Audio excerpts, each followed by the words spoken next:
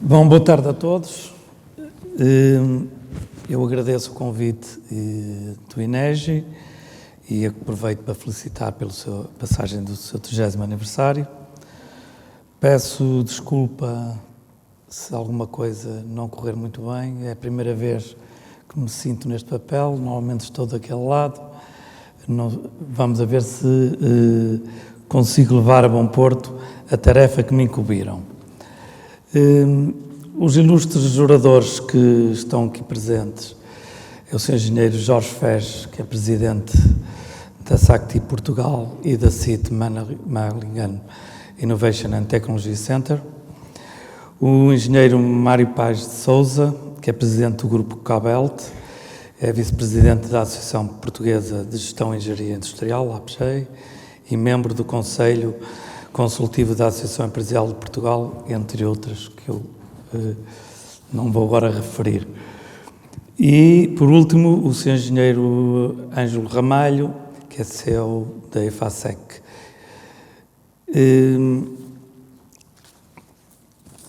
É com grande prazer que venho moderar um painel sobre a indústria, porque era uma coisa que aqui há uns tempos dizia que ia desaparecer.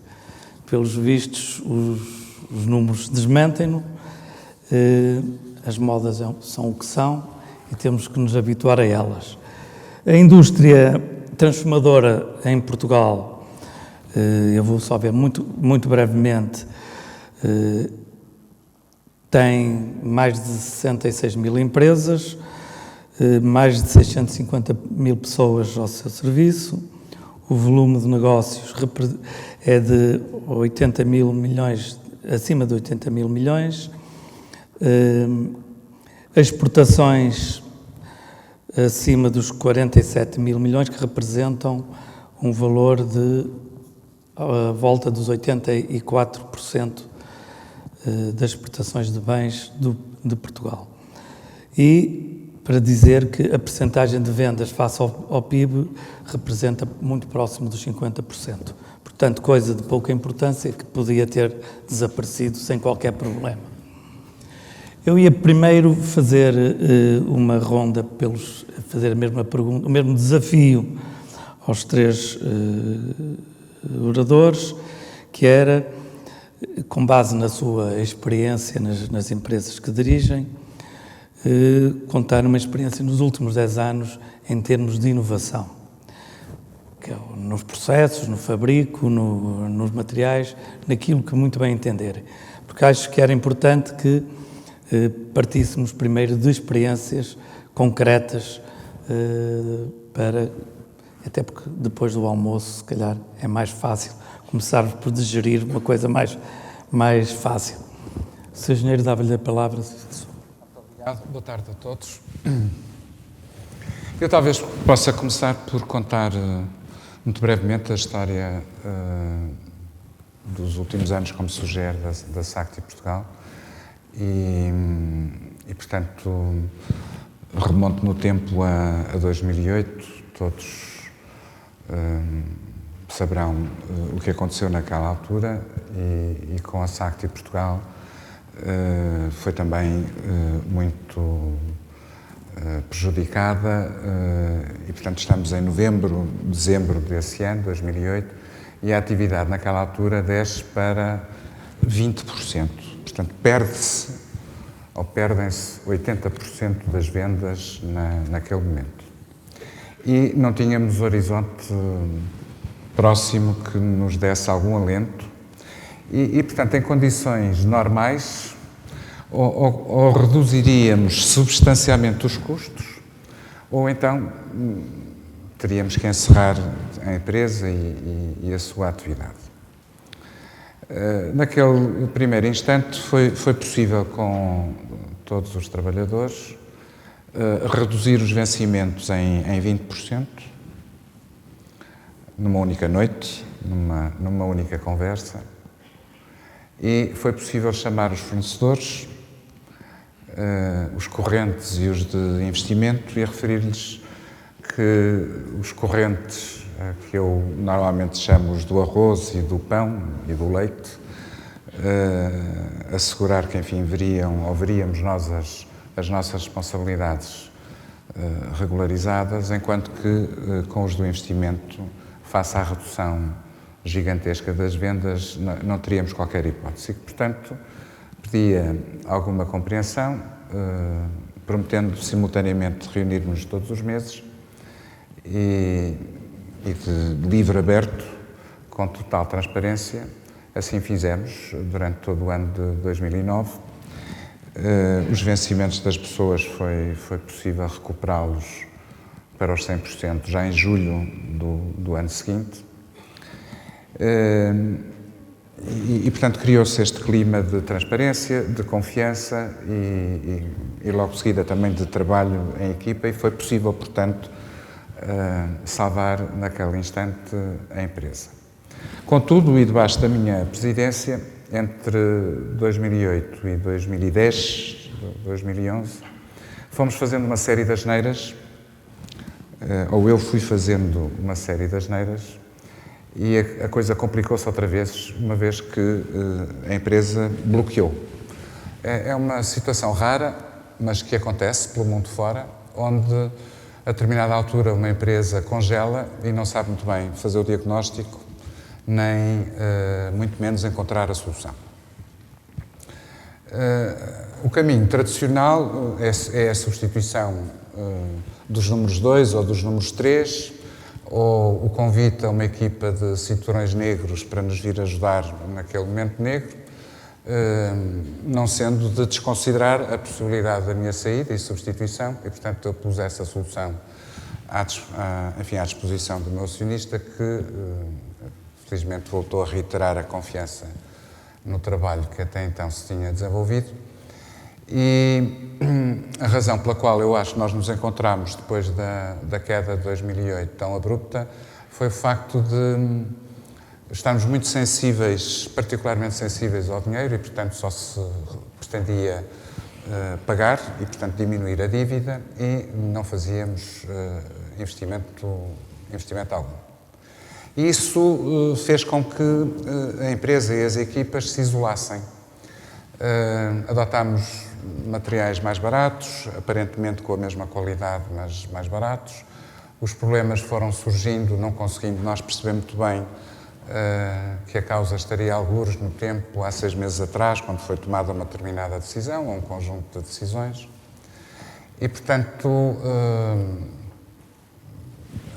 entre 2010 e 2011, como referia, queríamos poder entregar e não podíamos, as taxas de rejeição interna eram da ordem dos 20%, fazia-se um prejuízo momentâneo, e foi nesse preciso momento que, e com uma confiança reiterada por parte do acionista, que ocorre, eu diria, regressando ao seu primeiro ponto, a grande inovação, e que passou por um estágio da minha parte na empresa durante 8 meses, 7 dias, 15 horas por dia, sozinho. E onde se encontrou um novo modelo de organização, ao qual eu estou particularmente ligado, é um modelo muito horizontal. Não sou tão amigo ou próximo do modelo piramidal onde vivi a maior parte da minha vida. E com o modelo horizontal, pouco a pouco as coisas recuperaram. Hoje a empresa, felizmente, é particularmente sólida e tem um crescimento interessante à frente. E a primeira parte da inovação foi, para não me alongar, adotar a melhoria contínua como um modo de vida.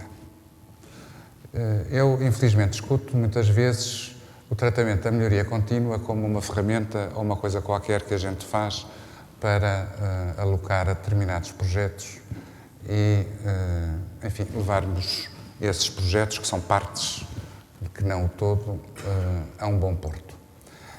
Eu, pessoalmente, tenho esta certeza, esta convicção, e é-me dada a oportunidade de partilhar convosco, e também me obriga o dever da partilha. Eu não tenho, ou tenho a convicção pela afirmativa, que a melhoria contínua é um modo de vida e que, tanto quanto possível, deve ser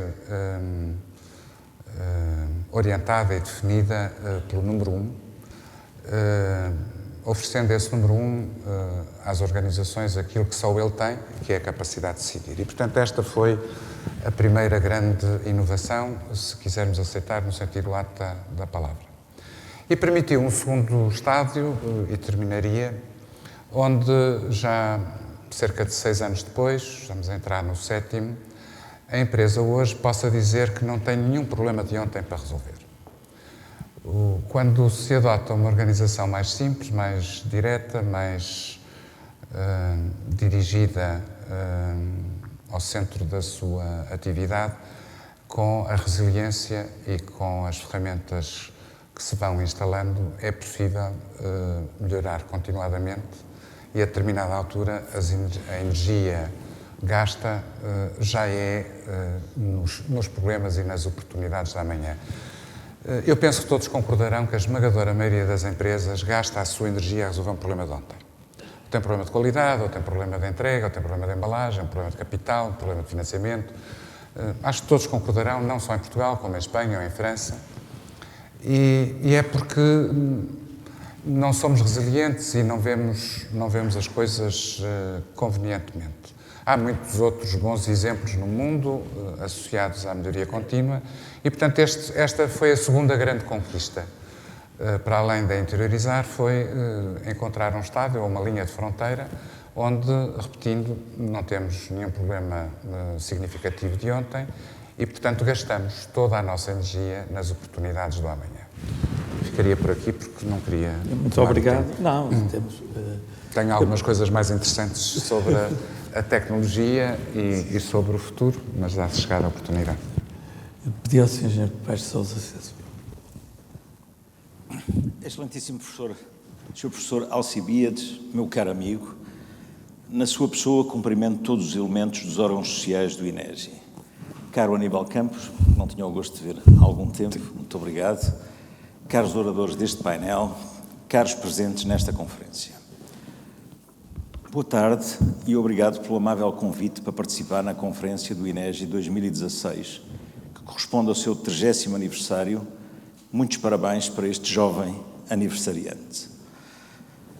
Não posso deixar de referir, mesmo brevemente, o passado, pois foram aproximadamente 10 anos de colaboração diária com o INEGI. Portanto, vou infringir um bocadinho a sua regra, tenho que ir um bocadinho atrás dos 10 anos, mas enfim, a idade tem estas coisas. Na altura encontrava a trabalhar na Vulcano Bosch e todo o processo de inovação de produto foi desenvolvido em estreita parceria com o INEGI, após termos decidido com a Bosch transferir para Portugal o Centro de Desenvolvimento do Produto. Foi uma década de sucesso que levou à criação de novos produtos. Necessitávamos de criar a potência pela renovação do produto maduro, num mercado de substituição inexistente. A vida média dos aparelhos na altura era de mais de 20 anos e as nossas vendas na altura dirigiam-se exclusivamente ao mercado das novas instalações. Criámos, em conjunto, com o INEGI e com outras equipes na Europa, o primeiro hidrogerador doméstico capaz de gerar a eletricidade necessária a novas funções de conforto para o utilizador nos aparelhos e, aqueles que ainda se lembram, terminámos com a chama piloto que estava presente na maioria destes aparelhos ainda há 20 anos atrás. Ganhámos 4 anos sobre a concorrência. Tornámos-nos dominantes no mercado de uma dúzia de fabricantes europeus no fim do século passado, passámos hoje para 3 ou 4. De facto, fizemos a disrupção depois de ter feito muita melhoria contínua, como já foi dito. Gostava de vos dizer que neste processo foram registadas 2 patentes importantes, mas a patente da solução era dos anos 50. Ninguém a tinha conseguido pôr em prática.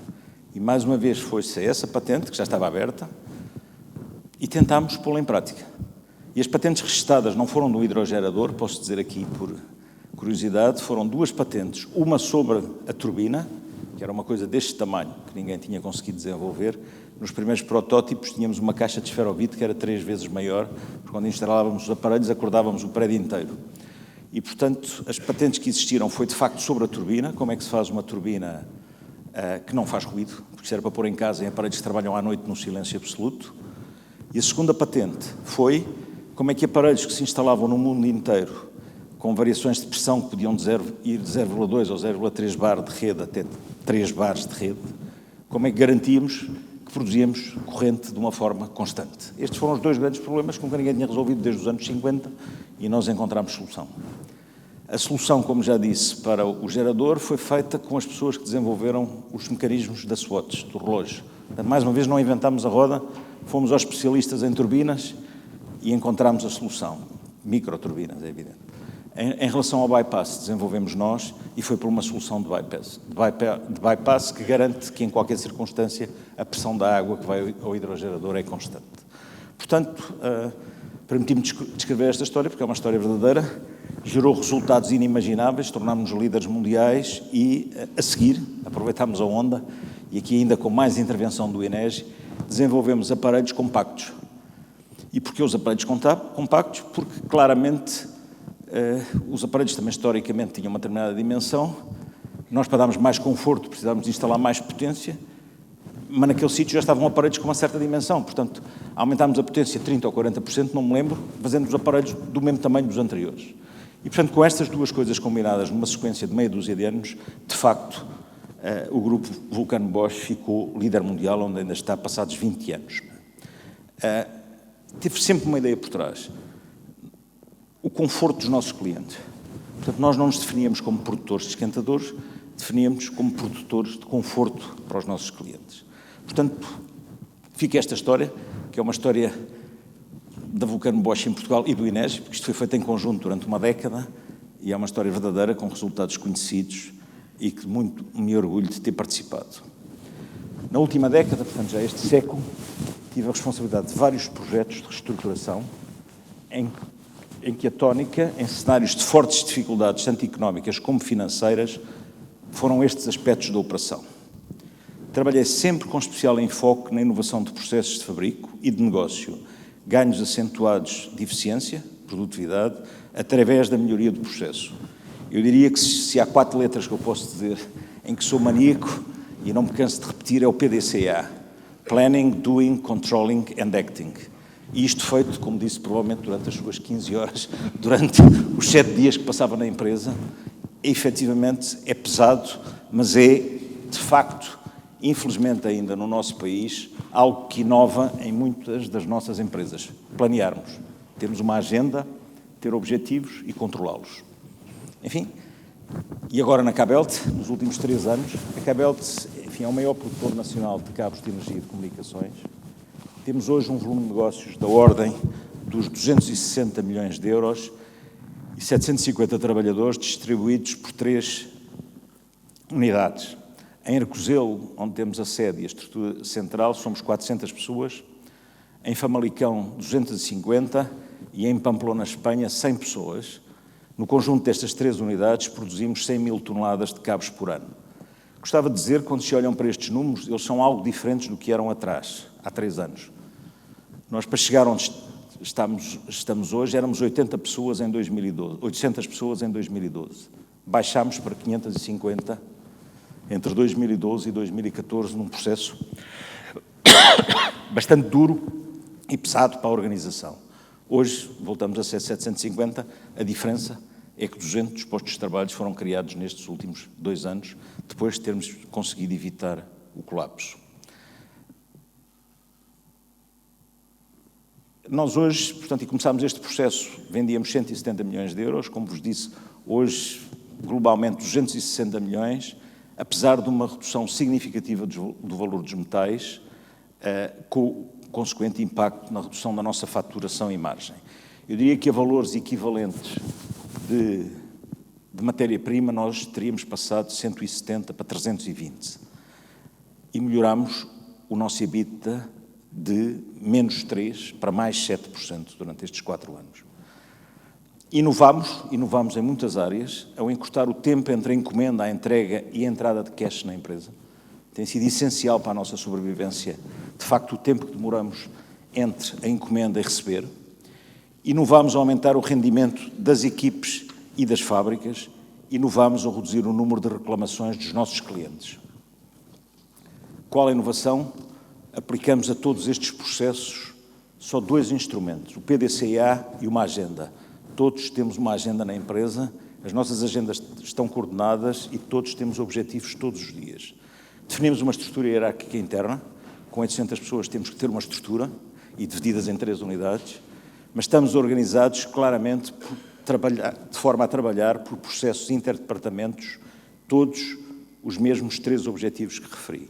Rendimento operacional, aumentámos em 3 anos 80% do rendimento operacional e 2/3 das pessoas já lá estavam. O outro terço, de facto, entrou nestes últimos 2 anos. O time to cash melhorámos 2 semanas. 2 semanas na nossa faturação são 12 milhões no caixa a mais. E o número de reclamações que tínhamos, e dou-vos o exemplo, está-se a falar em reclamações, ninguém fique preocupado, porque os nossos cabos são bons, porque 33% do país, ou 40% da energia que está no país, é transmitida através de cabos feitos na Cabelt nos últimos 50 anos, mas o nosso grande problema eram as reclamações logísticas. Nós fazemos 1.700, 1.800 entregas por mês, em Portugal, Espanha e França, porta a porta, com base num centro logístico aqui. Passámos de 7% de reclamações sobre as entregas, incluindo as de qualidade e todas, mas 80% são reclamações logísticas. Passámos para 1%.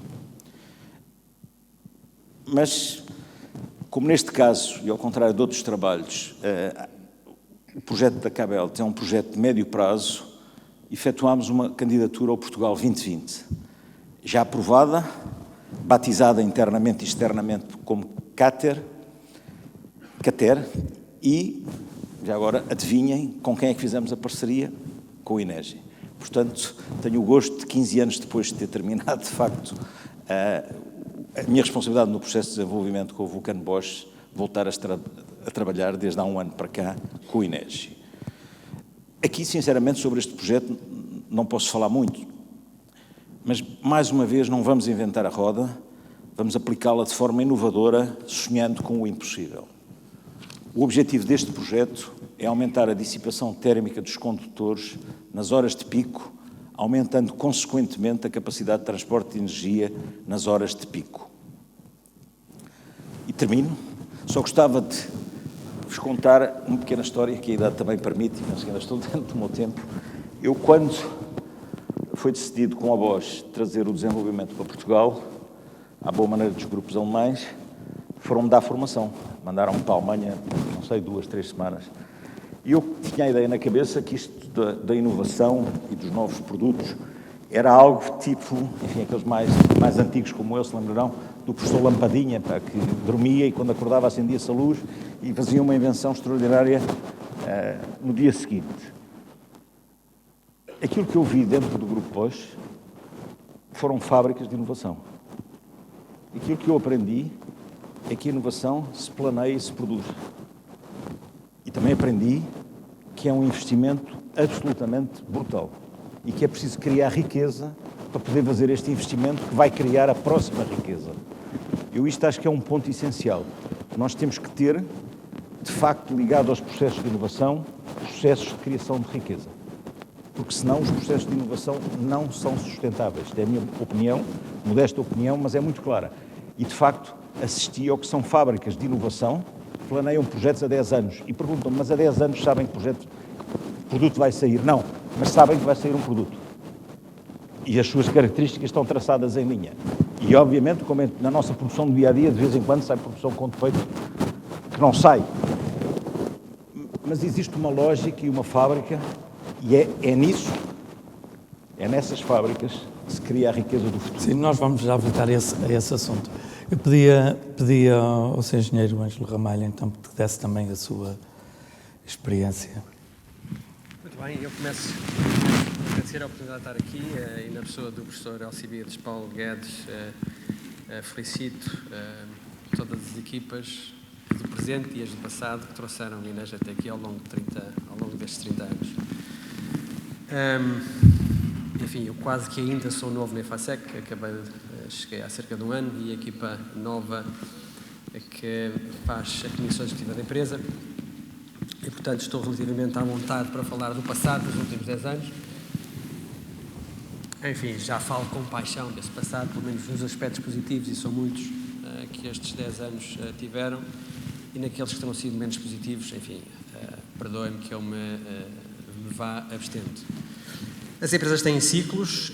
A EFASEC passou recentemente por um ciclo menos favorável, de onde resultou um processo de reestruturação antes da chegada desta nova composição acionista e da nova equipa de gestão que eu aqui represento. Esse processo de reestruturação, grosso modo, foi um processo de recentragem da empresa naquilo que foi ao longo da sua vida o seu core business. Já falarei um bocadinho sobre ele. Durante este ano e nos primeiros meses do nosso exercício, procuramos envolver toda a empresa num processo de reflexão estratégica para tentarmos aferir de onde estávamos e, obviamente, para onde queremos ir e que caminhos é que podemos fazer para lá chegar. Resultou disso várias coisas que poderei comentar, ou resultaram várias coisas desse processo que poderei comentar no decurso desta nossa conversa. Valorizava por agora o ter resultado uma nova organização, muito mais simples, mais entendível por todos e que permite, tanto quanto é nossa vontade, eliminar uma cultura de gestão por silos e forçar, o termo é este, forçar a existência de transversalidade e que esta transversalidade potencie as competências que existem na empresa e, obviamente, que daqui se extraia mais valor e, obviamente, parafraseando o Jorge Fez, introduzir esta ideia de melhoria contínua como uma forma de estar na vida. Não quero dizer que isto não tivesse já na EFASEC, eventualmente não estava da forma que hoje pretendemos. De então para cá, concluído o processo de reflexão estratégica, há que o implementar. Pensar estratégico e não implementar estratégia é pura perda de tempo. Portanto, há que o implementar e há que garantir que essa implementação é efetiva. Criámos uma equipa dedicada num projeto que designámos de transformacional. Não lhe chamamos de projeto de reestruturação, não é disso que se fala. E se falou de reestruturação, ela falou-se em período imediatamente anterior a este, como eu vos acabei de ilustrar, mas há muito de transformação que queremos imprimir à EFASEC. Estamos aqui, enfim, estamos a falar em público e assuntos que, mesmo sendo, enfim, de natureza intestina à organização, não tenho qualquer prurido em partilhá-lo convosco, na medida em que este exercício também me ajuda e ajuda-nos a melhorar esse mesmo exercício e na medida em que isso possa servir para muitos presentes, enfim, é uma forma de partilha e da partilha certamente que nascem coisas boas. Duas notas. A primeira nota é que, ao longo dos últimos anos na EFASEC, eu não encontro grandes momentos de colaboração com o INEGI. Também, tanto quanto sei, não encontro, nos últimos anos do INEGI, grandes pontos de colaboração com a EFASEC. Preciso ser paradigmático. Eu considero a EFASEC uma casa de conhecimento. Deixem-me dizer-vos isto. A EFASEC é uma casa de conhecimento. E é uma grande casa de engenharia. Não posso deixar de dizer aqui perante um público tão ilustre. E considero o INEGI uma grande casa de conhecimento e, obviamente, uma grande casa de engenharia. E nestes anos colaboraram um pouco. O que é que terá acontecido para que duas organizações com estes atributos, enfim, não tenham partilhado mais? Uma outra nota que partilho convosco, na organização antiga da EFASEC havia lá uma função de inovação, uma função de topo, misturada com mais qualquer coisa. Depois acabei com a inovação enquanto designação numa função de topo. Mas garanto-vos que a inovação está embebida em todos os executivos funcionais que foram criados num passado recente. Já agora, também para vos ilustrar, reduzimos num número significativo o número de funções. A empresa tinha mais de 600 funções e hoje temos um número bastante mais reduzido de funções, ou de grandes famílias de funções, pelo menos. E todas essas famílias de funções têm introduzido nos seus atributos a questão da inovação. Não que a inovação não esteja no ADN da EFASEC. A inovação sempre está e estará no ADN da EFASEC. Para falar em inovação, só numa empresa aqui nova, é que é possível falar-vos das coisas boas, ou pelo menos das coisas que são mais fáceis de falar para quem quer que sejam os públicos. A EFASEC é líder mundial em equipamentos de carga rápida para veículos elétricos. O mundo vive hoje dois paradigmas, um no setor da energia, propriamente dito. Acho que há mudanças estruturais que estão a acontecer no setor, E há um outro paradigma que está a acontecer, também mudança estrutural, no outro setor, que é o da mobilidade. E a mobilidade elétrica chegou e, enfim, ela já cá estava de alguma forma, mas aqui associada ao veículo, àquele bem que revolucionou a nossa forma de estar no século XX, e que esteve durante dezenas de anos associado ao motor de combustão, pois é bem provável que nos anos vindouros o motor de combustão seja subalternizado a favor do motor elétrico. Enfim, mesmo para aqueles que são mecânicos de profissão e que gostam de ver os multicilindros a trabalhar, e hoje isto é um som que vai, eu estou convencido, vai sair dos nossos ouvidos, ou pelo menos se o recriarmos vai ser de forma digital, não como se faz nas pistas dos comboios. Dois paradigmas, portanto, o da mudança estrutural nos setores da energia e o da mudança estrutural nos setores da mobilidade. E a EFASEC, sendo uma empresa de infraestruturas, está precisamente no coração destes dois processos. Eu comecei pelo da mobilidade, uma empresa portuguesa, do norte do país, sediada aqui ao lado, e é líder, juntamente com uma grande multinacional, e essa grande multinacional só tem um turnover anual de mais de 30 mil milhões de euros, é líder no setor da carga rápida para veículos elétricos, e fazemos desenvolvimento em parceria com os nomes todos conhecidos da indústria automóvel. Enfim, tornámos público porque achávamos que era emblemático o acordo que fizemos com o Porsche há 3 ou 4 meses esta parte, mas temos com todos os fabricantes de automóveis, que não a Tesla. E os chineses também não dão cá. Esta unidade é uma unidade que desenvolveu este produto a partir de conhecimento que existia dentro da EFASEC, a eletrónica de potência. Foi um processo de inovação incremental, isto não saiu de uma varinha mágica, é um processo claramente de inovação incremental, quando nos apercebemos que tínhamos competências e capacidade para criarmos um produto novo para um mercado que seria emergente. Na área das Smart Grids, toda a gente ouviu falar no projeto InnovoGrid, pioneiro à época, e a época foi há 3 ou 4 ou 5 anos em Portugal, e a EFASEC, juntamente com a EDP, ou a EDP juntamente com a EFASEC, como se pretende aqui, foram enablers deste projeto, e não vou detalhar muito sobre ele, também não sou a pessoa mais competente para o fazer. Na área dos transformadores, enfim, muitas vezes nós somos associados à EFASEC ainda à indústria pesada, e antes de falar dos transformadores, deixem-me dizer-vos que no mundo digital, o negócio do digital vale na EFASEC mais de 25% do seu turnover anual. Portanto, embora continuemos a fazer coisas pesadas, e coisas que continuam a necessitar de transporte especial à saída da fábrica, e pórticos dentro da fábrica para serem implementadas, fazemos coisas bem mais leves e com outra natureza de complexidades, que é tudo que está à volta do digital. E este exemplo que eu vos dei dos carregadores de potência também é um bocadinho dentro destas atividades. Portanto, devo referenciar, o digital vale 25% do turnover anual da EFASEC, que não é, mas é próximo de 500 milhões de euros ano. Isto dá-vos uma ideia da ordem de grandeza. Isto é para crescer, quer no negócio da EFASEC, quer no negócio do digital. Enfim, a proporção do digital crescerá, estou convencido, dentro do volume de negócio anual da empresa. Transformadores, dizia-vos eu, 3 tipos de tecnologia, e numa delas é a Shell, proporcional uma tecnologia de nicho, mas somos uma das meia dúzia de empresas no mundo que têm patentes registradas nesta área. Enfim, e é um nicho que para nós vale algumas dezenas de milhões de euros de volume de negócios. Deixei para o fim uma área interessante da nossa empresa, não pelo volume de negócios que tem, mas por aquilo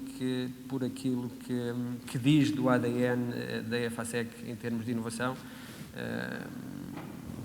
Repito-vos uma vez mais, tiramos a função inovação de uma única função na empresa e passamos a disseminá-la por múltiplas funções na organização. E esta empresa tem e começa a ter algumas referências na área da indústria aeroespacial, espacial em concreto. Daqui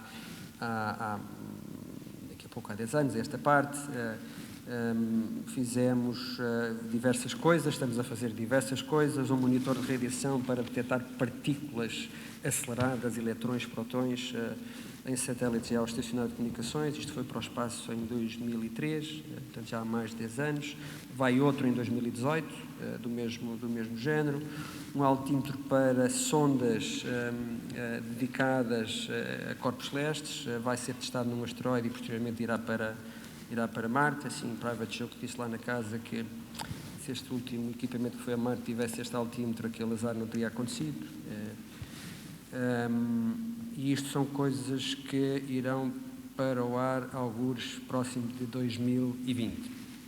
É uma área de negócio pequena, nós vamos querer que seja maior, nunca será uma área core nem FASEC, mas será sempre uma área distintiva do ponto de vista da nossa capacidade de disromper, da nossa capacidade de inovar, da nossa capacidade de empreender com os melhores na Europa, porque a relação aqui é com a Agência Espacial Europeia, e, obviamente, fazer, como é que se diz, o rollback das tecnologias que desenvolvemos para aqui para outras tecnologias mais terráqueas, digamos assim, e que se traduzam em volumes de negócio com outra dimensão, porque a dimensão crítica é também um fator importante. Muito obrigado, Sr. Engenheiro. Embora julgo que esteja já implícita a pergunta que vou fazer, mas uma vez que estamos aqui nos 30 anos do INEGI, eu perguntava ao Sr. Engenheiro Paz de Sousa qual o papel de colaboração e de suporte das instituições de investigação e inovação na competitividade das empresas.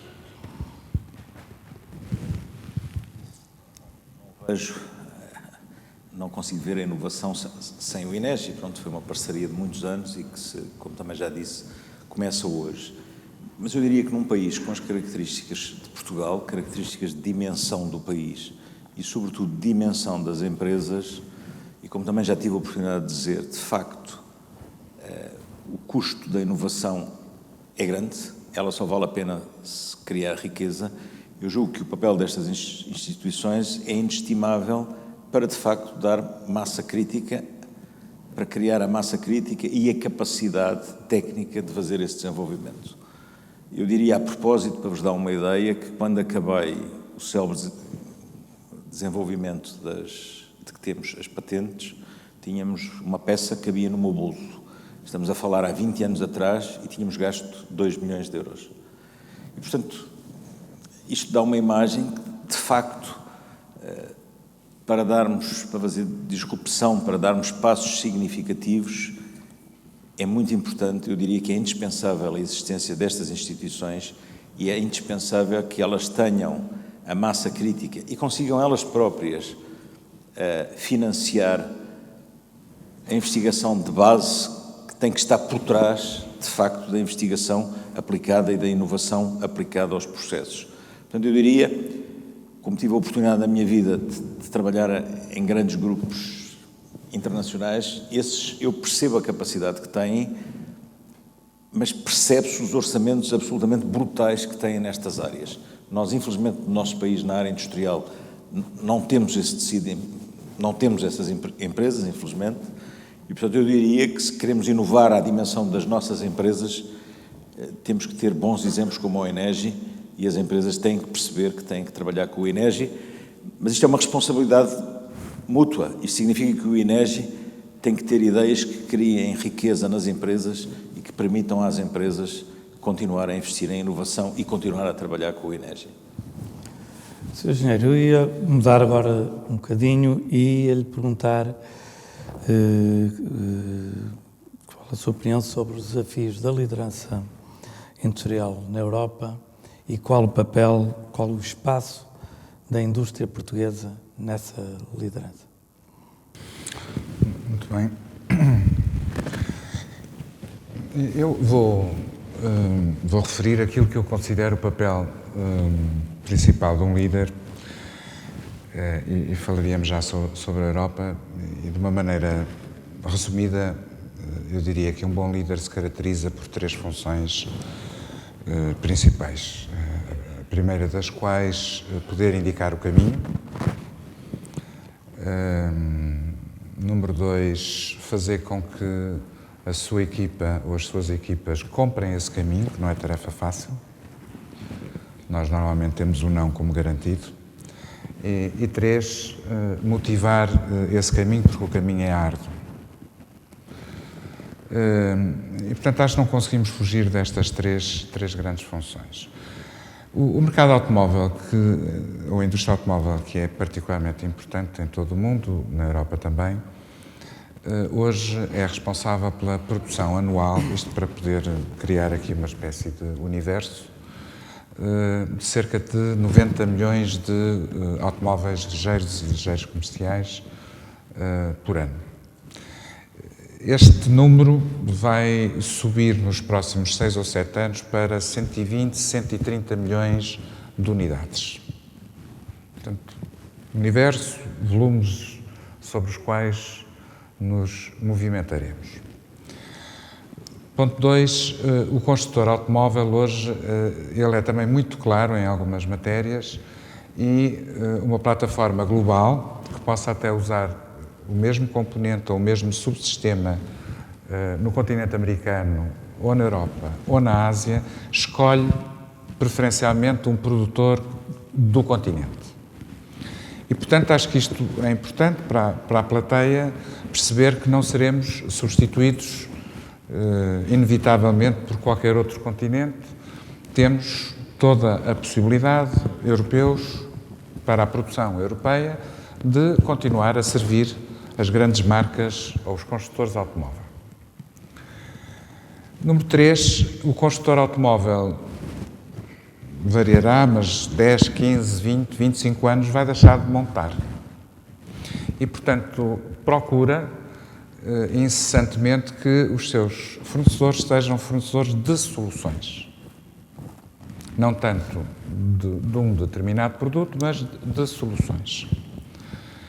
E, portanto, acho que está ao nosso alcance, na Europa e em Portugal, e com, neste caso específico, a SACTI Portugal persegue este caminho de encontrar soluções que ofereçam ao construtor automóvel não apenas um produto específico, como, por exemplo, o ferro fundido, possa oferecer outras ligas, o alumínio ou ainda outras que estão no rol dos consumos dos construtores, zonas de valor acrescentado, com pré-maquinagem, maquinagem, montagem, tratamentos de superfície, investigação, desenvolvimento. E, portanto, passando à sua pergunta, depois de me permitir fazer esta caracterização do universo, na Europa, e eu penso que a plateia terá consciência disso, a investigação tem um peso muito elevado, o número de patentes no nosso continente é de longe o mais elevado no planeta, portanto temos algum grau de sofisticação, o grau de desenvolvimento é também muito significativo e face ao que eu acabei de referir, as janelas de oportunidade para os fornecedores europeus é muito grande. E não gostaria de terminar este momento que agora proporciona sem dizer uma outra coisa que me parece também muito importante. Nós estamos sempre a olhar para norte, não é? Nós, portugueses em Portugal. E de facto, vamos, um dia destes, começar a ter que fazer aqui uma viravolta a 180 graus e começar a olhar para sul e para a África, que é um continente das próximas décadas, não é um continente da amanhã, mas é um continente das próximas décadas. A indústria automóvel já hoje se posiciona claramente, com particular destaque para os franceses, porque é um continente que nada tem, tudo necessita. E onde Portugal e Espanha, a Península Ibérica, desempenharão um papel estratégico importantíssimo. Nós estamos a 14 quilómetros de água do norte da África. E estamos sempre a olhar para norte, como dizia, e acho que temos que começar a olhar para sul também e saber que há aqui uma oportunidade muito interessante e onde os custos da logística que normalmente enfrentamos enquanto portugueses e exportando para tudo quanto é países a norte de Portugal, neste caso vai poder tornar-se numa vantagem, porque temos uma situação geopolítica que nos será favorável. Não sei se respondi à sua questão, mas... Sim, gostava também que me dissesse qual é o espaço da indústria portuguesa neste contexto. O espaço da indústria portuguesa, nós temos visto, penso que também é do conhecimento de todos, uma crescente capacidade na montagem de automóveis e de automóveis ligeiros. Espanha é já hoje o montador número 2 na Europa, portanto conseguiu ultrapassar França, Inglaterra e Itália, portanto está logo a seguir a Alemanha. E este contágio, do meu ponto de vista, vai favorecer as oportunidades para Portugal. É inevitável esta proximidade que abre uma série de parcerias a 360 graus e, portanto, envolvendo muitas indústrias e muita gente.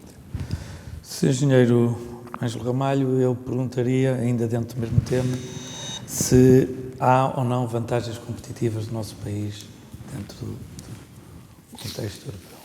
Claro que há, e sempre terá havido. A questão é como é que nós as identificamos e como é que nós as tornamos verdadeiras vantagens. Eu, sem querer entrar a enunciá-las, acho que vivemos um momento de charneira, e o país pode aproveitar das vantagens que tem. E eu indo um bocadinho mais atrás, acho que há boas notícias para a Europa, na medida em que aquilo que eram as tradicionais alavancas de aumento de produtividade são coisas que estão de alguma forma já velhas. Nos anos 70 e 80, toda a gente implementou sistemas que a Toyota começou por usar no Japão. Enfim, não sei se rigorosamente toda a gente, mas uma grande parte da gente implementou, e na Europa assim foi, não sei se em Portugal. Os anos 90 foram os anos do outsourcing e do offshoring para países low cost, e agora começa-se a assistir a uma tendência inversa, porque a logística, os custos, a capacidade de resposta começam a ser atributos que passam para a primeira linha como atributos de competitividade. E a resposta aos clientes e o time to market é aquilo que vai diferenciar dos que estão dentro dos que simplesmente não estão. E isto pode ser uma oportunidade para nós. Somos capazes de aproveitar, eu sou positivo e acho que vamos aproveitá-la. Vamos aproveitá-la em toda a sua plenitude. Não sei, enfim, disse há dias numa plateia parecida com esta, enfim, que o trend que teve, ou melhor, o track record não é famoso. Nós perdemos das várias revoluções industriais que por aí houve. Anuncia-se agora a quarta. Isto que eu estou a falar é da quarta. E podemos não estar preparados para agarrar. Falar sobre ela, falaremos certamente, porque não é difícil falar sobre ela. E aliás, nós mesmos somos mesmo capazes de falar sobre coisas difíceis. Praticar coisas difíceis é que enfim, não tem sido tão vulgar. Mas reconhecendo que o desafio está aí, e que há indústrias em Portugal que já são indústria 4.0 há muito tempo. E eu não me inibo a dizer que a indústria que o Jorge Fech lidera já é 4.0 há muito tempo. E se houver mais exemplos destes, a EFASEC também quer ser, não é ainda, mas também quer ser. Imagino que acaba também, se é que ainda não é. Mas uma provocação, como é que a EFASEC, não sendo uma startup, vai chegar lá? Como? Desculpa? Uma provocação. Não sendo a EFASEC uma startup, como é que vai chegar lá? Vai, olha, é fácil responder à sua provocação, enfim, na medida em que é só dar uma resposta. A EFASEC desenvolve ela própria soluções para a indústria 4.0. Eu não tenho dúvida. Ela própria desenvolve soluções para a indústria 4.0. Ainda aqui há dias nos perguntávamos, e eu questionava a minha gente, quando é que passamos a desenvolver soluções de indústria 4.0 para nós? A EFASEC ela própria tem nichos de indústria 4.0. Quando é que nós, em vez de termos nichos, nós, EFASEC, nas suas múltiplas valências, somos uma indústria 4.0. É um caminho comprido, é de facto, a sua pergunta é atrevida, se me permite, porque o caminho é comprido, mas se reconhecermos o nosso papel hoje, se não tivermos pruridos em reconhecermos a situação presente, e identificarmos um caminho, e vamos ao caminho. E com perseverança é possível lá chegar, com uma agenda, como aqui já foi dito, com uma agenda é possível lá chegar. E essa agenda está a ser criada.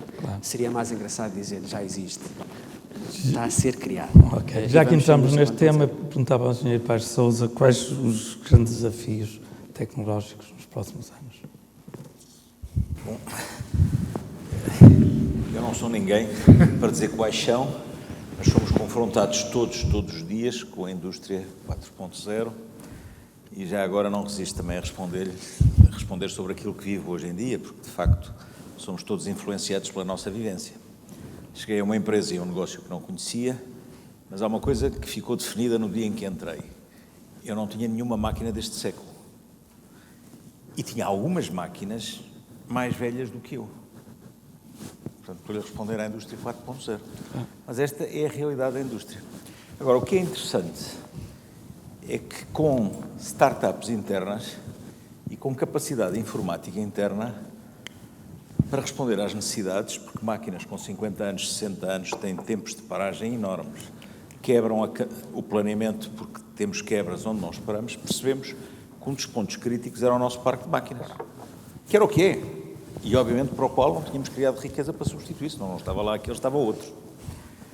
E então avançámos e dissemos, mas como é que nós podemos pegar neste equipamento e perceber o que é que se passa com o equipamento? E hoje posso-vos dizer que, passado 2 anos, as nossas máquinas falam com os sistemas mais inteligentes, através de módulos que encontramos, passa publicidade, não são da EFASEC, são da Siemens, e os nossos responsáveis da área e os nossos responsáveis de manutenção recebem nos telemóveis o estado da máquina. Mas a máquina tem algumas, são mais velhas que eu tenho muitos anos, 63. E, portanto, não sei se respondi à sua pergunta, mas o desafio que se nos põe é este. Não é preciso começar do zero, porque não há capacidade. E é evidente que as últimas máquinas que já temos máquinas deste século, essas falam connosco todos como queremos. E estamos a criar um sistema de planeamento inteligente que permite ligar estas máquinas todas e corrigir o planeamento do grupo todo em 3 unidades entre Espanha e aqui, em situações de falha de alguns destes equipamentos. Portanto, é possível fazer estas coisas, mesmo quando eu olhei e julguei que era impossível, porque aquilo tem idade média 40 anos. Bom, ainda dentro da indústria 4.0, porque julgo que todos nós agora somos bombardeados como se a indústria 4.0 fosse uma coisa que aparecesse agora assim de repente. E gostava que me referisse, é evidente que a digitalização e as transformações que vão superar na indústria são enormes, mas devíamos também prestar atenção a um aspecto que todos nós sabemos, que tem a ver com os instrumentos, isto é, com aquilo que nós usamos todos os dias. Não só com aquilo que se vai revolucionar dentro da própria indústria, mas sim com aquilo que a indústria vai produzir. E que julgo que aí está a acontecer também, que todos nós sentimos, uma revolução fortíssima. Há pouco, penso que foi o colega de painel, Ângelo Ramalho, que referiu a questão do veículo elétrico e para esclarecer também, de algum modo, a plateia, por inerência de função, vive muito próximo do construtor automóvel e, portanto, as últimas informações, ou vontades, ou previsões com o maior acerto possível, relativamente ao futuro do automóvel, eles acabam por dizer, e passando já logo de seguida à questão, o automóvel puro elétrico estima-se que possa representar entre 10% a 15% do mercado em 2030. Portanto, estaremos a falar de 10% a 15% de 130 milhões de carros. Esta é a informação do construtor automóvel. O mesmo construtor automóvel depois também refere que a condução sem condutor, ou automatizada ou robotizada, poderá aparecer ainda um pouco mais tarde que 2030. Portanto, enfim, depende da noção que tivermos do tempo, mas estamos a falar de 15 anos de distância para uma representação desta ordem de grandeza. Aquilo que, entretanto, avança e avança ferozmente, um pouco sem controle, todos os dias, é a conectividade. E portanto, somos insaciáveis e, portanto, queremos toda e mais alguma informação e comunicação instantaneamente. E, portanto, desse ponto de vista, está-se a avançar a passo muito, muito largo. No caso da SACTI Portugal, de facto, é verdade, estamos já há bastante tempo naquilo que se chama a Indústria 4.0, temos, enfim, para exercitar precisamos de uma coisa muito importante, que é a coleção de dados e, portanto, automatizada, sem intervenção humana e sem papel. Nós hoje colecionamos diariamente mais de 300 mil dados, sem intervenção humana, repetindo, e sem papel. Esta coleção de dados permite o desenvolvimento de 4 eixos muito importantes, que são, por um lado, o track record, e, portanto, nós, ao sabor de um clique, podemos, junto a um construtor automóvel, dizer quais eram as condições em que estávamos a produzir há 5 anos e 3 meses e 20 dias, e a que horas, e com quem.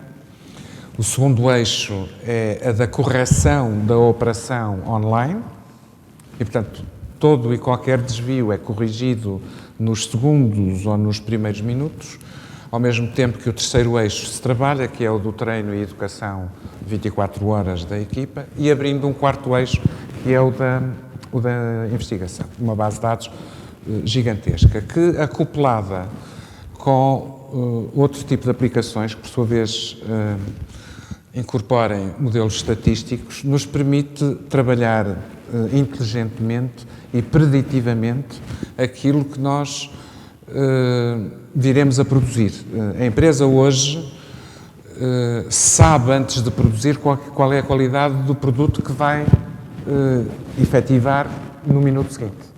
E se não encontrar no seu checklist a lista completamente revista, o voo, como se costuma dizer, linguagem interna, é cancelado. O domínio, o mastering destes vários processos à volta da operação abrem um caminho inacreditável, que é otimizando e, portanto, trabalhando o serviço que o construtor procura, otimizando o peso, que é uma coisa muito sensível a todos nós, porque é ambientalmente mais correto, mais eficiente, e trabalhando variantes do material e conseguindo trabalhar variantes do material, dominando as suas dimensões e a sua massa e o seu comportamento mecânico, trabalhamos também o design. E, portanto, somos cada vez mais donos da solução, utilizando equipamentos que são sofisticados, que requerem equipas também que elas próprias estejam melhor preparadas, e, portanto, a formação é permanente na empresa, no sentido de dotar ou proporcionar às equipas esta formação constante e permanente, que lhes permite interiorizar os novos desafios e as novas soluções que começamos, efetivamente, a oferecer como um fator de diversificação ou de diferenciação face à concorrência. E, portanto, SACTI Portugal é hoje benchmark mundial em variedíssimas frentes, e nesta, claramente, no sentido em que, dominando particularmente bem todo o seu processo, na melhoria e na diferenciação encontra soluções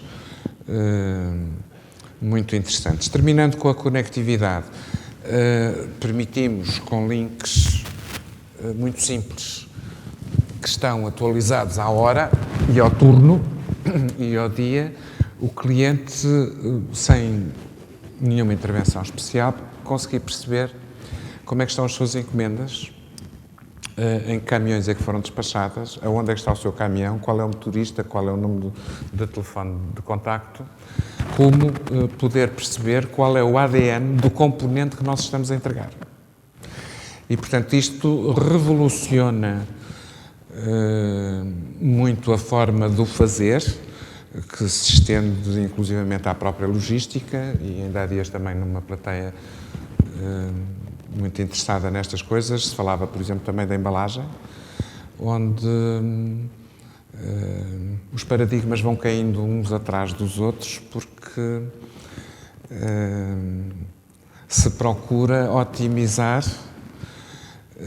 com soluções que realmente libertem o construtor para... Porque esta é uma cadeia onde nos alimentamos uns aos outros na exata medida em que nós vamos crescendo no valor. O construtor automóvel também pode ele, por seu turno, crescer no valor e, portanto, naquilo que nós oferecemos, e nós somos muito exigentes enquanto consumidores finais. Isto foi uma pergunta curta, uma resposta longa. Acho que é um caminho incontornável este. Sr. Engenheiro Ângelo, Indústria 4.0, digitalização, como estamos de robotização? Porque tem-se falado mais na digitalização que na robotização. A robotização, por aquilo que eu conheço, em Portugal tem índices bastante baixos. O que é que me tem a dizer sobre isso? Neste processo que resulta na indústria 4.0, em boa verdade, a robotização até parece uma coisa do passado. Já devia estar resolvida. E o que acaba de dizer é que, afinal, Não está resolvido. não está. Claro que não. Não estando resolvida, como é que nós fazemos a indústria 4.0? Enfim, é uma constatação, não é? Claro. E a questão de fundo é que, falando em time to market, o tempo é curto e temos um caminho comprido para fazer. E quem já o fez tem uns confortos. Quem não o fez, curto-circuitar etapas é difícil, não se pode curto-circuitar essa, tem que ser feita e demora o seu tempo. Cada um vai ter que interpretar e saber usar do tempo e dos recursos para o fazer. Porque, de facto, essa é uma das condições de base. Para além das outras, temos a capacidade computacional e competitividade e conectividade, as questões da interação homem-máquina, que têm a ver com tudo isso, a conversão físico-digital ou digital-físico tem a ver com tudo isso. São questões que levam o seu tempo a ser resolvidas e eu estou em crer, enfim, sem querer ser negativo, que países como o nosso, que muitas vezes têm apostado no mão de obra intensiva e não no capital intensivo, porque é disso que se trata, no contexto em que vivemos, enfim, se não formos criativos, inovadores, o potencial de más notícias é algum, e nós não as queremos, portanto temos que as resolver. Mas, mais uma vez, se o diagnóstico for correto e não é fácil um diagnóstico correto, e mesmo sendo correto haver um certo consenso à volta do diagnóstico, mais difícil ainda, mas se o conseguirmos, acho que depois uma boa agenda ajuda-nos a resolver isto. Mas eu estava a dizer uma coisa que é às vezes nós conversamos sobre as coisas e depois só há uma verdade absoluta, quer dizer, eu sinceramente acho que o caminho da robotização não é um decreto. E choca-me, vou ser aqui um pouco contraditório, choca-me falarmos sobre a robotização e, portanto, é uma coisa aceita e é uma coisa que todos nós temos que fazer por obrigação. E de repente, se levarmos isto ao extremo máximo, nós vamos ter empresas sem pessoas. E é como a história da redução do custo, não é? A redução do custo eu também acho que no limite conduz ao zero. Quer dizer, por isso é que eu não gosto, nem facilito conversas à volta da redução do custo. Se quiserem falar sobre a melhoria contínua, estou todo muito receptivo, porque acho que é a melhoria da relação, a redução do custo é finito. E a robotização também é uma coisa que me choca, porque ainda há pouco, durante o almoço, eu tive a oportunidade de falar com os meus colegas de mesa e falávamos sobre isto. E em nossas casas nós lutamos porque os nossos filhos tenham uma melhor vida. E eu acho estranho que nunca se fale nas empresas, nós também não lutarmos pelas empresas terem um futuro e, portanto, os nossos colaboradores terem um futuro melhor do que eu tive. E, portanto, eu tento, ao transe, que as minhas equipas tenham um melhor futuro do que aquele que eu tive. E há funções que, do meu ponto de vista, até podiam ser robotizáveis, mas não são necessariamente robotizáveis e há muitas funções onde o homem é claramente mais eficaz do que o robô. E poderia dar aqui vários exemplos, mas não queria fastidiar a plateia. Acho é que não é robotizar por robotizar. O construtor automóvel, o grande problema que tem é o erro e a dificuldade que nós temos todos em analisar o erro e normalmente faz-nos passar o teste de reproduzir o defeito, que talvez seja das disciplinas mais difíceis em qualquer organização. A gente pode dar uma boa explicação e ele acaba sempre por dizer, ora, reproduza lá o defeito. Não é tarefa fácil. Mas o homem tem aqui um papel. Acho que há determinadas funções que vão desaparecer naturalmente e vão ser substituídas por outras, onde precisamos de mais educação e pessoas mais habilitadas. Isso é um facto incontornável. Penso que foi o Engenheiro Paes de Sousa que referiu a questão do conhecimento, ou o Ângelo. Não conseguimos passar sem conhecimento. O conhecimento é absolutamente nuclear. E também temos que ter a hombridade de reconhecer que nas nossas empresas não é possível verticalizar nem integrar verticalmente todas as especialidades. Eu tenho algumas conversas consigo, não tive, mas com o Ângelo tive várias. Eu sou especialista em componentes de segurança crítica, não sou especialista nem na eletricidade, nem em finanças, nem em refratários ou em IT.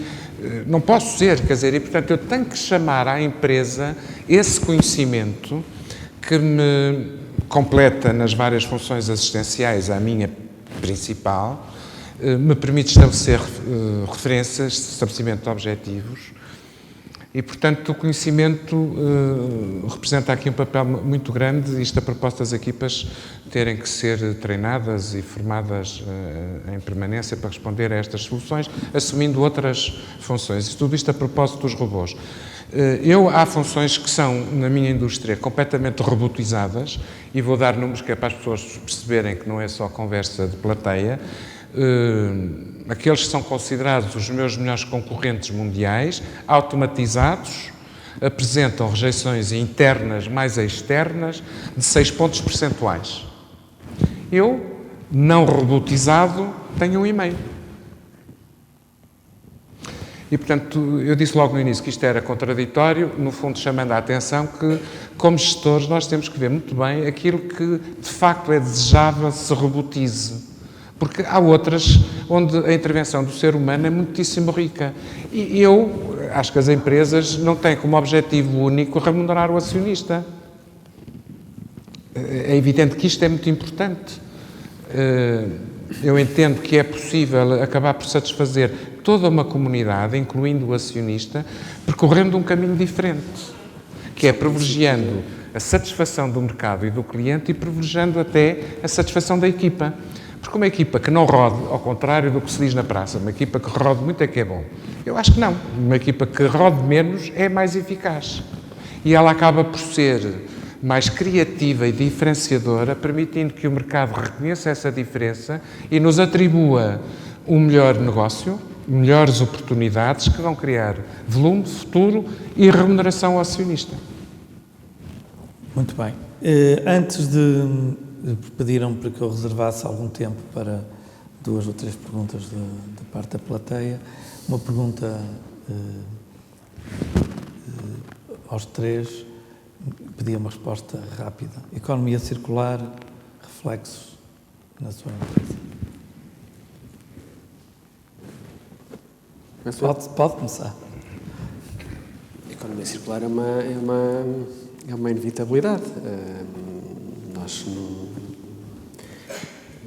não vivemos em tempos em que possamos desperdiçar recursos e, portanto, tudo aquilo que produzimos, ou antes disso, tudo o que pensamos produzir, temos que o pensar tendo em conta as condições de fim de vida e, no fim de vida, como é que vamos reaproveitar, reciclar sobre aquilo que já fizemos. Isto é aplicável a todo o tipo de atividades humanas, desde a concepção, e industriais em particular, desde a fase de concepção, produção, na relação com os clientes. E os clientes hoje preocupam-se, eu tenho experiências vividas diariamente disso, preocupam-se da forma em como vão reutilizar os seus equipamentos no fim da sua vida útil.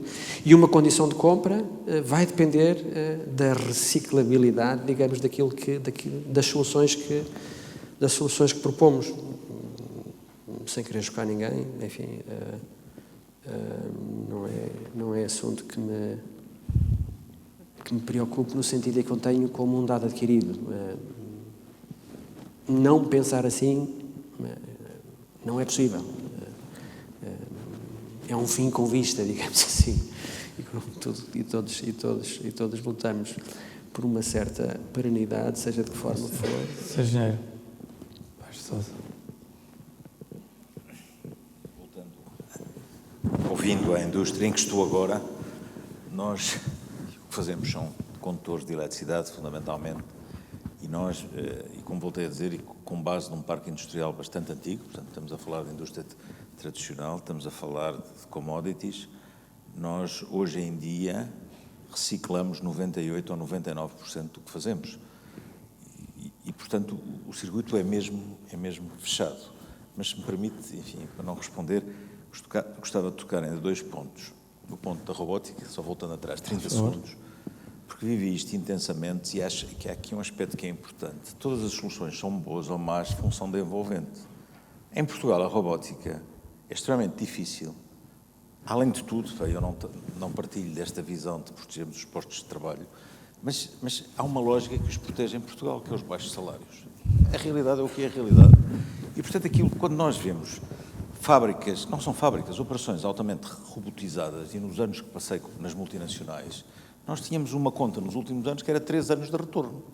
3 anos de retorno, se a mão de obra for 4 vezes mais cara, significa que o custo de payback é 4 vezes mais baixo.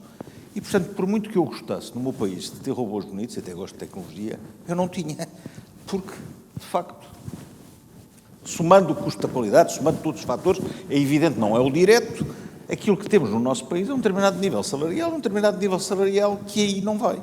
E, portanto, estas coisas têm uma lógica económica. Nunca vi tomar decisões por ter robôs ou não ter robôs. As decisões que eu sempre vi tomar na compra desse tipo de equipamentos tinham um racional lógico por trás. Eu tive o azar ou a sorte de trabalhar sempre com multinacionais alemães e, de facto, são muito racionalistas. Quer dizer, eu não tinha aprovação. Mesmo que quisesse, que gostasse, dissesse que eram made in Portugal, que éramos os melhores. Não, porque a conta era a pior possível. Era, de facto, continuar a trabalhar como trabalhámos. E aqui, assim, tem uma grande vantagem, e não gostava de deixar de referir, numa economia não robotizada, somos muito melhores, estou de acordo consigo, em determinados aspectos, e, sobretudo, somos muito mais flexíveis, porque lá está, para garantir o payback destas soluções, temos que ter as grandes séries, caímos outra vez, de facto, em que é que a nossa indústria deve ou não deve fazer. E voltando um bocadinho, portanto, e acabando o que gostava de dizer, uma das coisas que mais me impressionou neste trabalho que estou a fazer agora, enfim, nós temos, de facto, uma carga documental enorme por rastreio de tudo o que fazemos e tudo o que temos que fazer. E uma das coisas que, de facto, nesta economia digital foi para mim uma surpresa destes 2 anos, porque eu acho que aprende-se sempre, não é? É que a integração digital, essa é inevitável. E um aspecto em que as pessoas, enfim, não falam e que eu me permitia referir e não ter mais tempo é este. Nós estamos a conseguir fechar contas, ter elementos, ter tudo em 48, 72 horas. nós contabilizamos sobre as bases de dados dos nossos bancos, dos nossos clientes. Tudo aquilo que disse em relação à indústria automóvel, que é uma indústria de ponta em termos logísticos, em termos de encomenda, do acesso do cliente, nós hoje temos a funcionar na Cabelt.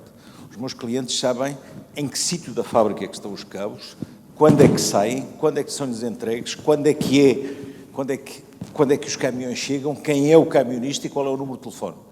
Isto não é a indústria automóvel, isto é a indústria mais tradicional que se pode ter, vamos dizer, mais básica, para não usar outras palavras.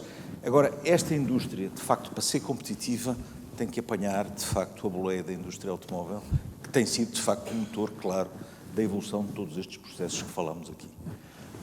A fundição, penso que talvez seja do conhecimento, ela em si é completamente reciclável, não é?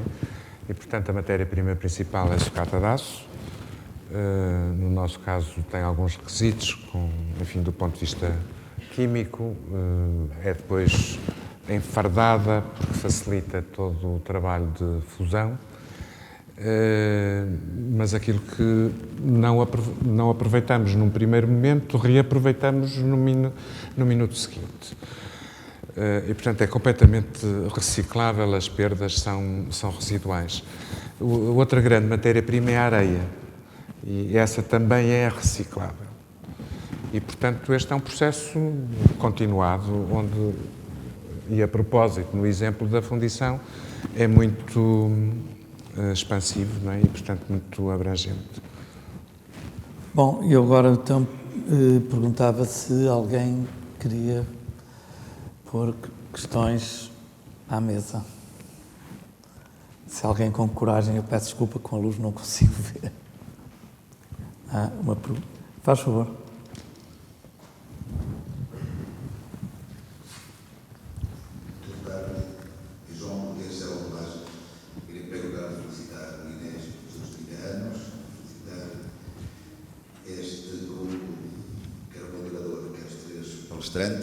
Dado que falar em inovação, e vou ser muito rápido, eu tinha uma pergunta com 2 respostas para cada um dos senhores.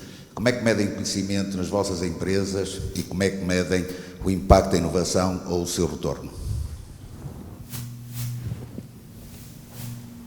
Quem é que quer responder?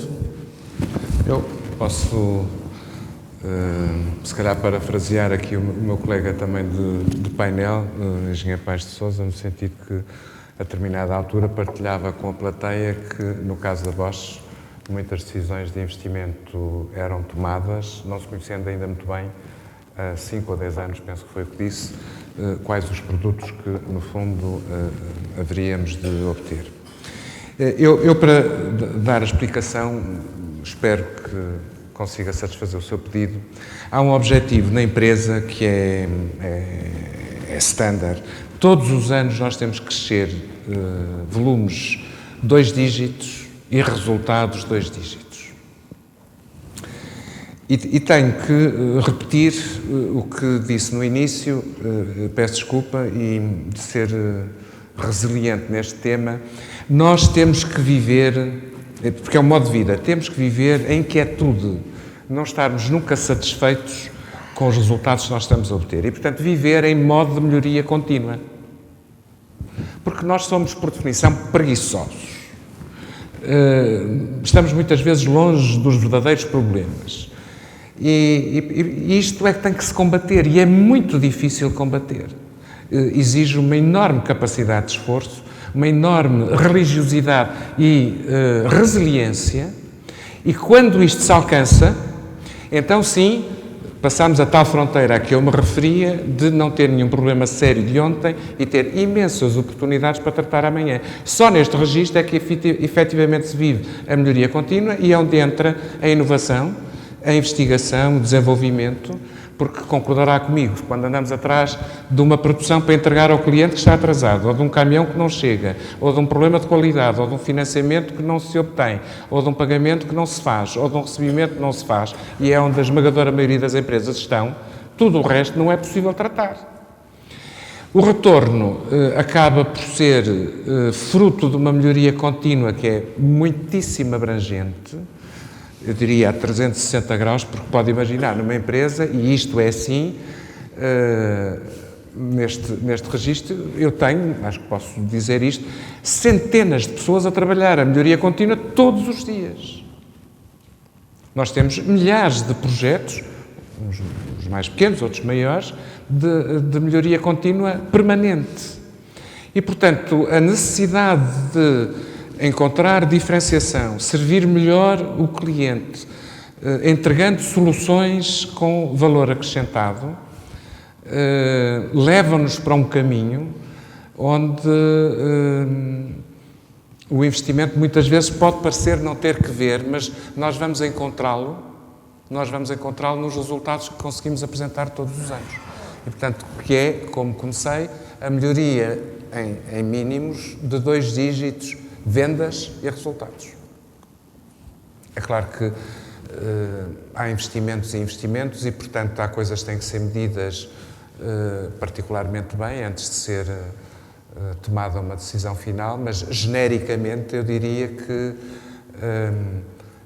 conhecendo bem o que o mercado está à procura, é inevitável termos que percorrer aquele caminho. E, portanto, tentar ser referenciais no mercado, liderando de algum modo, sabendo que a nossa concorrência hoje está em número 2 ou em número 3, mas se não fizermos nada, amanhã vai estar à nossa frente.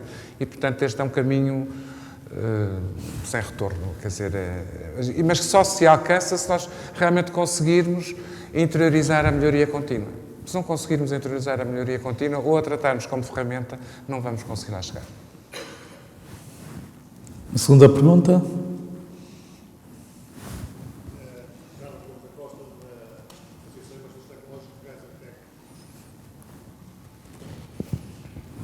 Carlos Gomes da Costa, boa tarde. Parabéns também a todos. Da Associação Embaixadores Tecnológicos Geysertec de Aveiro. É uma pergunta dirigida ali ao José Paes de Sousa, pela sua vasta experiência em enfrentar empresas com a borda debaixo d'água, que era o seguinte: se acredita ou pensa, já pode ser para o painel, nós remuneramos os nossos colaboradores mais ou menos 30% da remuneração salarial média ou da mediana europeia. E, portanto, nas nossas empresas que ainda têm margem líquida positiva, remunerando a 30%, o que é que pensa sobre essas empresas que estão neste momento acomodadas do ponto de vista tradicional aos seus processos? O que é que lhes vai acontecer nos próximos 5 anos na Europa? Obrigado. Isso foi que, enfim, e na mão de obra direta, ela é 1/3 da média da Europa, foi isso que disse. Eu fui confrontado com isso há 20 anos, quando a Bosch tomou a decisão de investir em Portugal e tomar uma posição maioritária na Vulcano. E havia 2 cenários em cima da mesa quando se discutia este assunto, e chamaram para ir à sala e havia 2 grupos de quadros que discutiam o assunto, e o cenário era: tínhamos acabado de entrar na moeda única, ou estávamos para entrar, não posso referir, o cenário era: chegamos à igualdade de salários em 5 ou 10 anos. E perguntaram em qual dos grupos eu me juntava, e eu respondi aquilo que se mantém até hoje: eu acho que não chegamos lá nunca. Passaram 20 anos, e a diferença, como disse, é 1/3, na altura seria 1/4, é indiferente. O que é que eu digo? Digo que continuamos a viver da mesma maneira, mas com uma clara visão. Nós que dirigimos as empresas, e estamos aqui todos os que dirigimos as empresas, e os quadros intermédios das empresas que as dirigem, de facto, têm uma grande obrigação, que é aproveitar este diferencial de custo, primeiro para o recolher e não o desperdiçar todos os dias por falta de melhoria contínua, por falta de produtividade, por falta do que for. E respondendo à pergunta anterior, a boa forma de medir a melhoria contínua é a evolução do EBITDA da empresa, ou o resultado, como se quiser.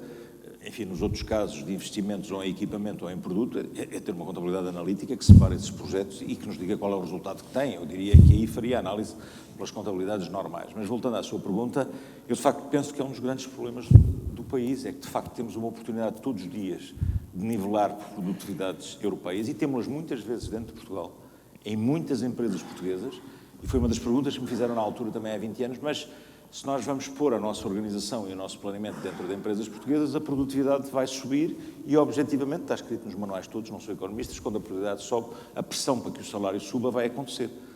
E eu respondo-lhe hoje como respondi há 20 anos. Pois vai, é assim que está escrito. O problema é que a envolvente é mais forte que estes casos particulares. E enquanto a envolvente de não crescimento em produtividade e eficiência no país for essa, não há condições objetivas para que os salários cresçam. Portanto, eu acho que temos todos, de facto, temos todos uma responsabilidade muito grande nas nossas organizações de mudar o cariz da eficiência e da produtividade, porque, de facto, aí é que está a grande margem que devíamos aproveitar no país e, no meu entendimento, destruímos todos os dias. Sr. Engenheiro Ângelo, parece que... Muito rapidamente, eu penso que também relativamente às duas questões anteriores, tenho uma chega. Como é que se mede o envelhecimento? Na EFASEC nós não produzimos grandes séries, produzimos séries pequenas e muito customizadas. E, portanto, nós temos uma interação sempre muito próxima, um diálogo muito direto com os nossos clientes.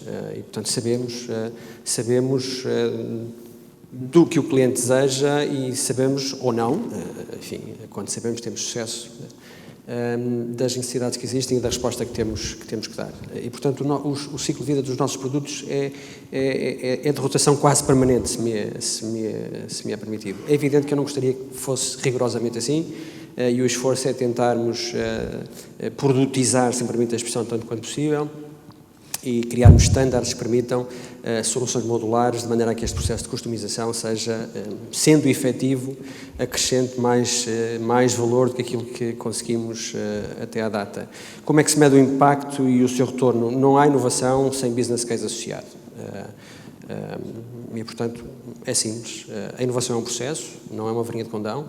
É um processo de onde participam múltiplas competências e de onde saem soluções, o que quer que elas sejam, soluções de serviço ou soluções de sistemas ou soluções de produtos, e a cada caso está associado a um business case. O business case funciona e nós monitorizamos o desenvolvimento da solução ou do produto e ajustamos a cada momento, referindo um bocadinho como eu referi atrás, sendo que na EFASEC há uma grande capacidade de customização, de flexibilidade e de resposta a múltiplas variáveis.